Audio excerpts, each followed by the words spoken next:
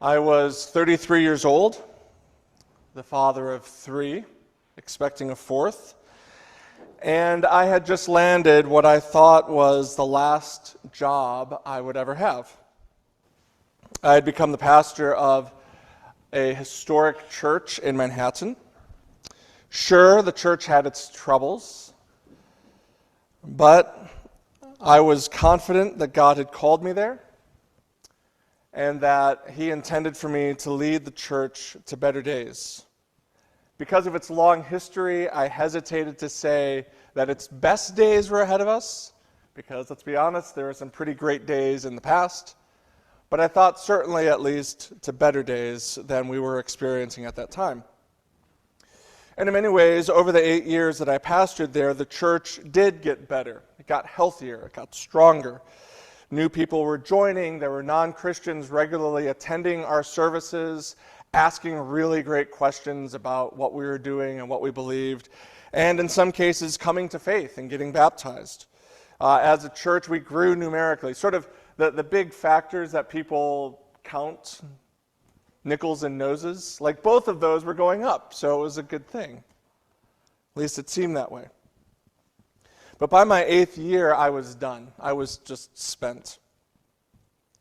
And what on paper looked like success in terms of numbers or money or members felt to me like death. The toll pastoring this church had taken on me was immense, because in spite of how the church had grown, what was not as visible were the disagreements behind the scenes, the arguments, the misunderstandings that more conversation just could not seem to resolve. In fact, more conversations just seemed to make the misunderstandings worse, and even in a case or two, a betrayal. And eventually the Lord made it clear to me that it was time to go. I had hoped that this would be my last job, but it was not meant to be. Sometimes no matter how hard you try, things just don't go the way you expect, much less the way you want. Friends, that's what we find in our text today, here on page 6, this passage in Isaiah 49. If you were here last week, you know that I'm doing a 4-part series on 4 passages right in the middle of the book of Isaiah. These 4 passages are all songs about God's servant, thus the 4 servant songs. The 4 servant songs appear in the middle section of this book, chapters 40 to 55. And I mentioned last week that the first part of the book consists of 39 chapters, where Isaiah is talking about what has happened, what went wrong, about his people's failure to trust God. No matter if it was the king, no matter who the king was, all the way down, people just failed, God's people failed to trust God. And it led to a host of problems. That's what the first 39 chapters are about. And the last section of the book, chapters 56 to 66, tell us about the new world that God is going to make. How God is going to remake everything so that it is the way it was always meant to be. And in this middle section, chapters 40 to 55, Isaiah details for us how God is going to do that, how He's going to take the mess we're in and fix it to where it will be what it always should have been. And I said last week that the backbone of this middle section are these 4 servant songs. The first one was in chapter 42, and now here we are in chapter 49. Now, you'll notice off the bat that the song starts differently than the other one did. Chapter 42 started off with this statement from God, "Behold, look, here's my servant." But in this case, it's not God who is talking, but the servant who is talking. "Listen to me." And we actually don't even know that this is the servant, that this is a servant song, until you get to verse 3, when he speaks about God and says, "God said to me, you are my servant." There's our clue. We are in the second servant song. And what's fascinating to me as I reflect on this passage is that the very common experience that you and I face is the experience of God's servant in Isaiah 49. Now, whether you are a follower of Jesus or not, this experience is not a Christian experience. This is a human experience. An experience of things just not going the way you anticipate. Like that pastorate I was talking about. And if you're not a believer, and you think it's hard to deal with disappointment, imagine what it's like to believe in God and go through disappointment. Imagine what it's like to believe that there is a God who loves you and cares about every detail of your life, and you still face disappointment. That's what this passage is talking about. Isaiah 49 opens by telling us how the servant was set up for success. The servant says in verse 1, "The Lord called me before I was born. When I was in my mother's womb, he named me." So from even before his birth, the servant says, God knew me, he knew my name, and he called me. Of course, this is not a phone call, right? Some of us remember what a phone call is. There was a season of about 100 years where that's how people communicated. Now we have phones that we don't use for phones. Go figure. Can take them everywhere and never want to call anybody. This is not that kind of call. This is a summons. This is like what I got from Manhattan District Court this week saying, hey, we think you'd be a great juror. Fill this form out now. There's not a suggestion. It was a summons. Fill this out or we'll come find you. That's the kind of calling here. God had summoned him. He had called him to a specific purpose. The servant was summoned. And then in verse 2, he says that he was prepared. God made my mouth like a sharp sword. In other words, the servant is saying, God gifted me with words. Words that were effective. Words that were sharp and clear. Words that could make a point and effect change. Furthermore, the preparation included this, that in the shadow of God's hand, he hid me. In other words, the preparation included protection. While the servant was being prepared to speak powerfully, in those growing up years, he experienced supernatural protection.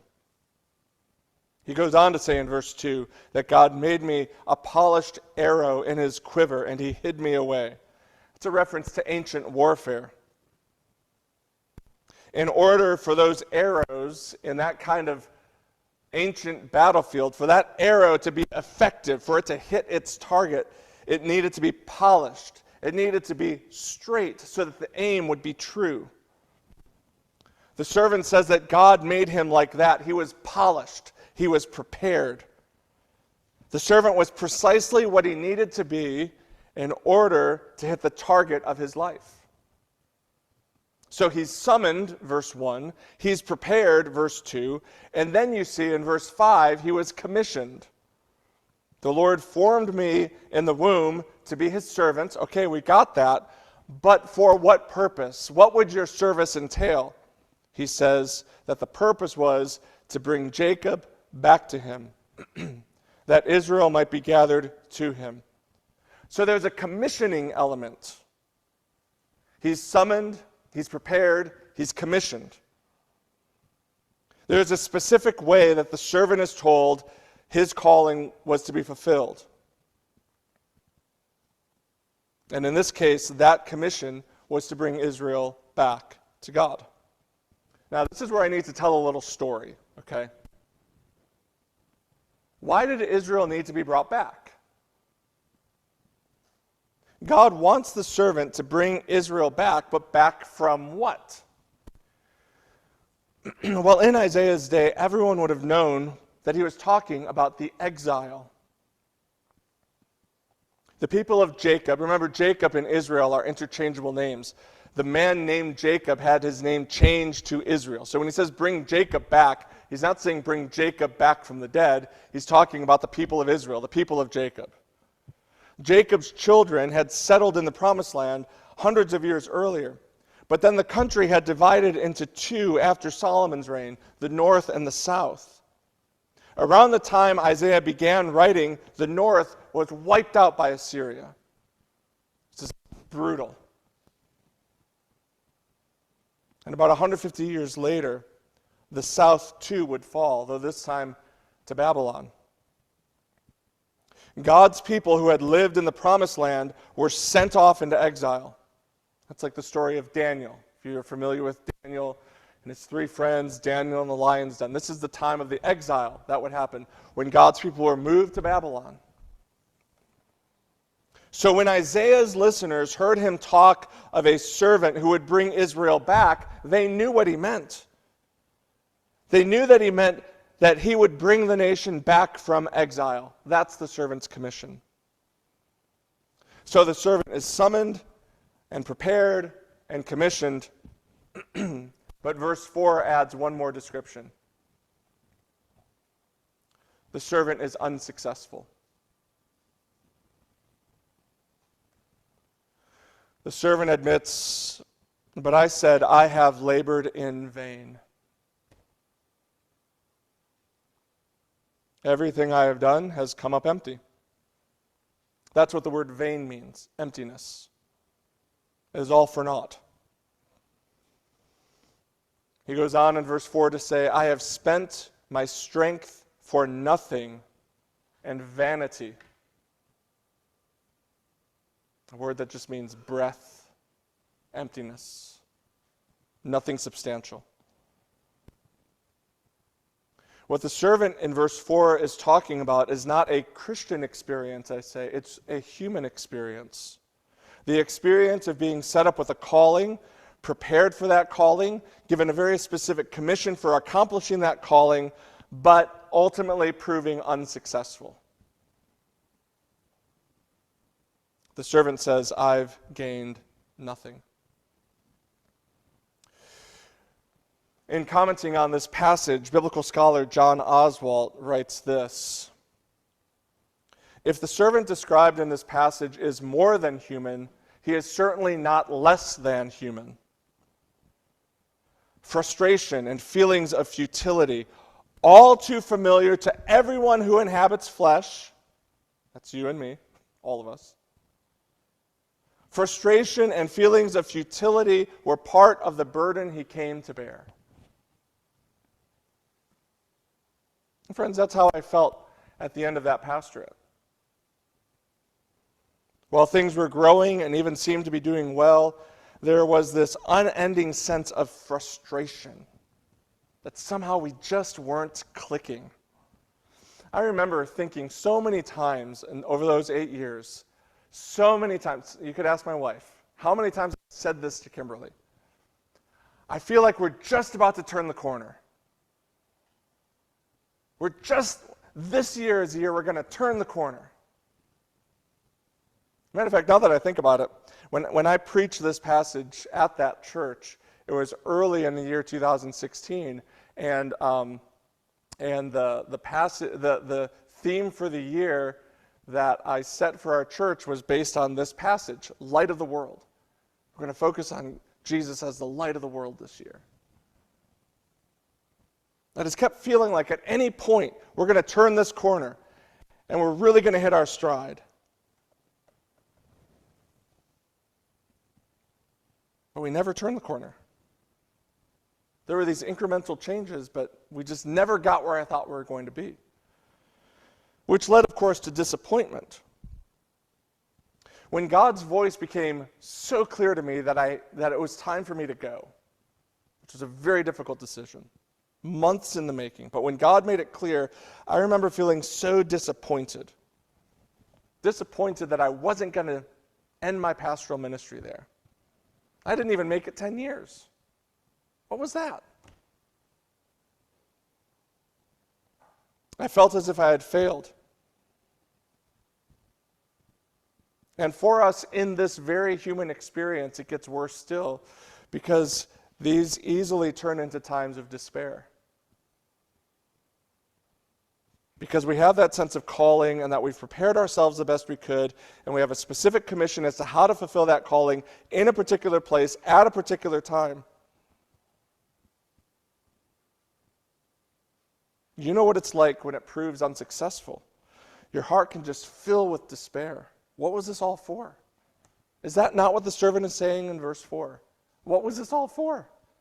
I've spent my strength for nothing.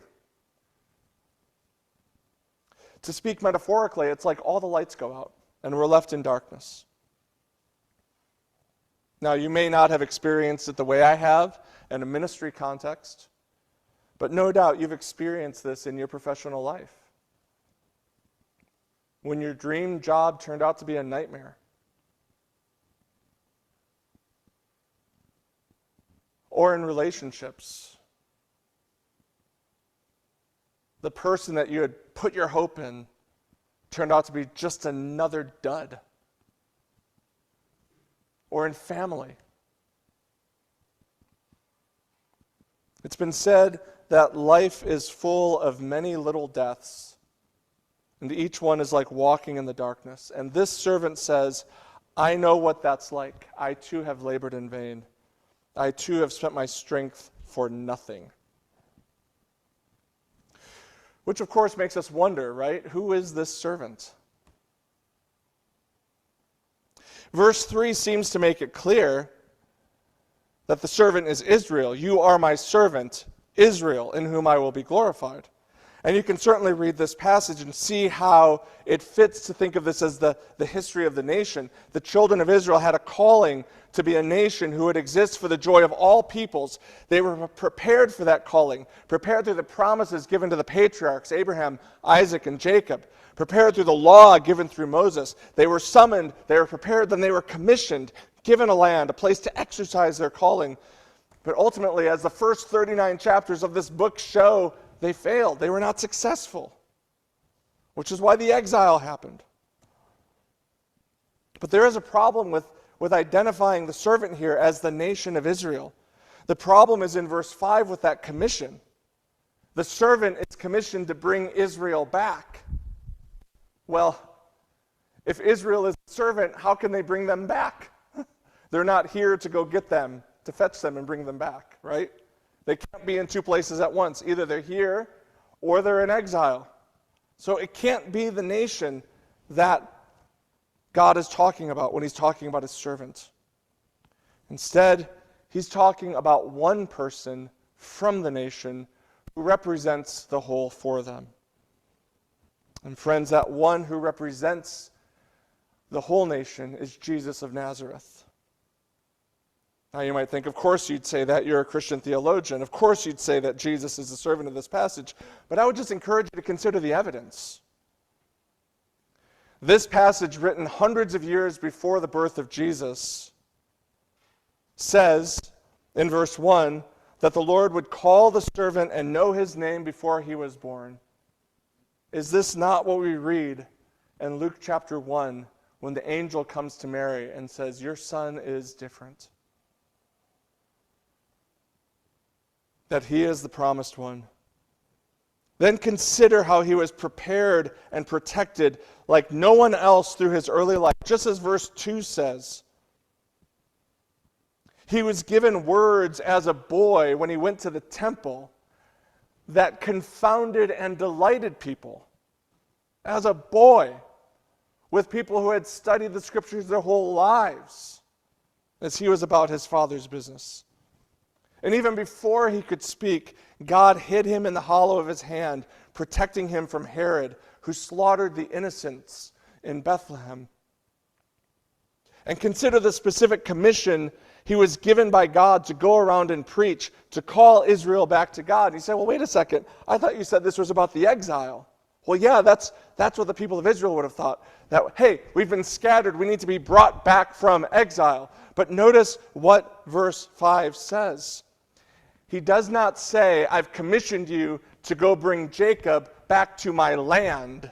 He says, I've commissioned you to go bring Israel back to me.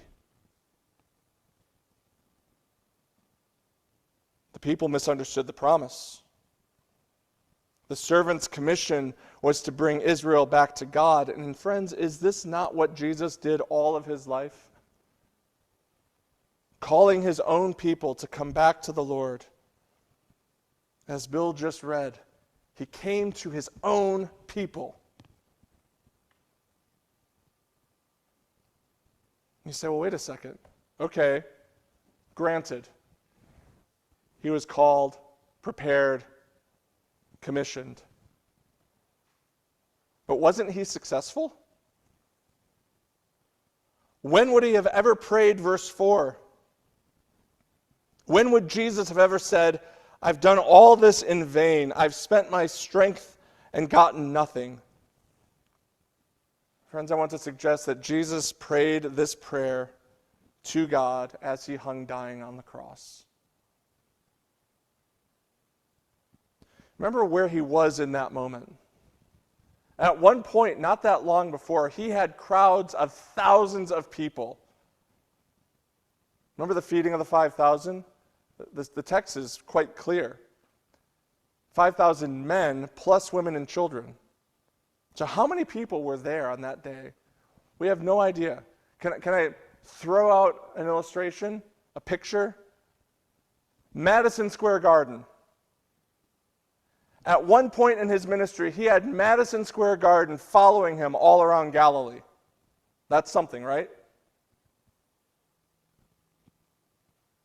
But then he preached a sermon and they all left. It's the kind of sermon I hope never to preach. Get to the end and everyone's like, nice knowing you, Pastor. We're out. And in the end, he was left with 12, one of whom betrayed him, and the other 11 of whom fled when he was arrested. I quote John Oswalt again, who says, when he died, what had Jesus accomplished? To all appearances, he had accomplished nothing. By every measure of the world, his life had been futile. He was just another criminal dying on a Roman cross. And so Oswalt concludes, well could he cry, my God, why have you forsaken me?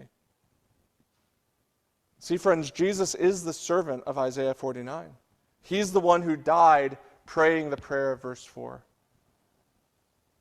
But on the third day, he rose from the dead. He walked out of the grave. He did not stay dead. He may have died in obscurity, but he rose in glory. And from the perspective of this passage, he walked out of the grave because there were still two promises in this passage that God had not yet fulfilled. The first promise is in verse 6, where God says, you're not just going to be the light to guide my people back to me. I'm going to make you a light to the nations, that my salvation may reach to the end of the earth. He rose from the dead in order to be the light of the world. That's why we read John 1 today. He was the true light who is coming into the world, just as Isaiah predicted, just as God promised him in Isaiah 49. Yes, he came to his own, and yes, thousands and hundreds of thousands and probably millions of his own people through the generations have believed in his name. But beyond his own people, he has come to save the world. He came for the rest of the world, that in him Israel might fulfill its destiny, that all the peoples of the earth be blessed. And the second promise that was fulfilled in the resurrection is in verse 7, that the servant Jesus, the one deeply despised and abhorred by the nations, would receive the honor of kings and princes because the faithful God chose Jesus to be the light of the world. The contrast is stark in verse 7. And to put it in vivid language, you could say this worthless, stinking slave becomes the astonishment of kings who stand up from their thrones in awed respect and of princes who prostrate themselves before the true King. That's how he was viewed. That's the flip that the resurrection made happen. Jesus rose from the dead so that God could fulfill these two promises, that he would be the light of the world and that kings would bow before this one who died like a common criminal. Friends, Jesus is the light of the world. He is the saving servant. And as the path that you now walk is a road marked by frustration and disappointment and despair, this servant looks at you and says, I've walked that path too.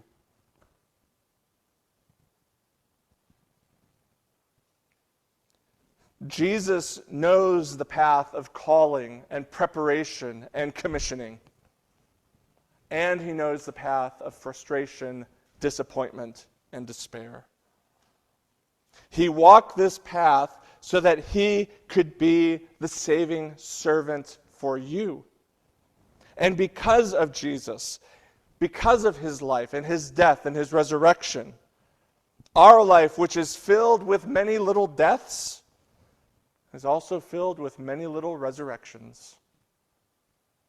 Countless moments when God turns mourning into joy. When God replaces weeping with dancing. So, friends, because of Jesus, you're now free. You're free. To put it in the words of my late friend and mentor, Tim Keller, we're free such that success need not go to our head and failure need not go to our heart. We're free. Jesus Christ is risen from the dead.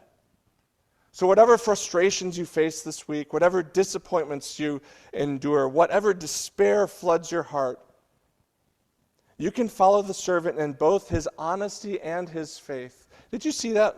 One last time. Verse 4. This really honest statement, I've done all this for nothing. I've spent my strength for nothing and vanity. And right on the heels of that, he says, yet surely my cause is with the Lord and my reward is with my God. Right next to each other. Honesty, faith, side by side.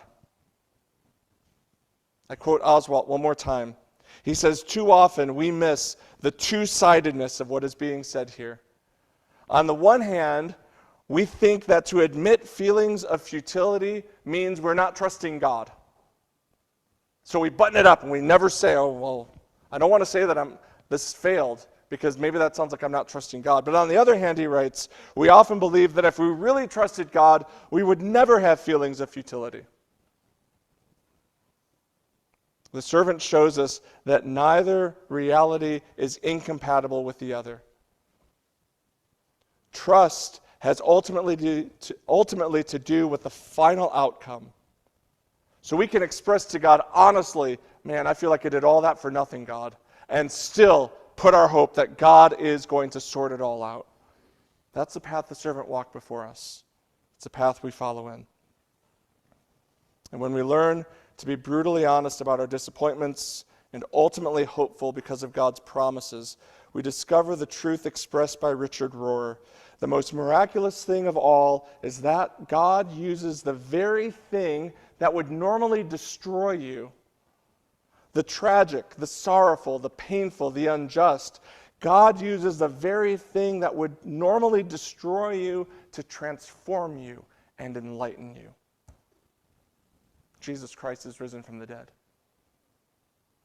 And because he is, you are indestructible. And there are no dead ends on your path.